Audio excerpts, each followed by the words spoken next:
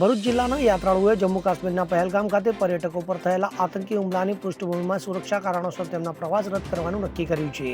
તો મળતી માહિતી મુજબ ભરૂચથી પહેલગામ નીકળેલા 700 યાત્રિકોએ પોતાનો પ્રવાસ રદ કર્યો છે. તો આ ઉપરાંત દર વર્ષે ભરૂચમાંથી સરેરાશ 1500થી વધુ યાત્રિકો અમરનાથ અને ચારધામ યાત્રાએ જતા હોય છે, પરંતુ વર્તમાન પરિસ્થિતિને ધ્યાનમાં લઈ તમામ પ્રવાસો અટકાવવામાં આવે છે. તો ભારત સરકારે આતંકી હુમલાના પાકિસ્તાનને જડબાતોડ જવાબ આપવાનો દ્રઢ નિશ્ચય કર્યો છે. આતંકવાદી ઠેકાણાઓ પર એર સ્ટ્રાઇક કરવામાં આવી રહી છે, ત્યારે પ્રવાસીઓની સલામતીને પ્રાથમિકતા આપી ભરૂચના અનેક ટ્રાવેલ સંચાલકો દ્વારા આ યાત્રાઓ રદ કરવામાં આવી છે, જેના કારણે તેમને લાખો રૂપિયાનું નુકસાન સહન કરવાનો વારો આવ્યો છે. ટ્રાવેલ સંચાલકો જણાવે છે કે દેશના હિત માટે અમે અમારા ધંધાનું પણ બલિદાન આપવા તૈયાર છીએ. ભારત સરકાર જે રીતે આતંકીને નાબૂદ કરવા પગલાં રહી રહી છે તેને અમે આવકારીએ છીએ. આ પગલાંથી જ્યાં યાત્રાળુઓમાં નિરાશા છે, ત્યાં રાષ્ટ્રીય સુરક્ષા માટે એકજૂટતાનો સંદેશ પણ જોવા મળ્યો છે.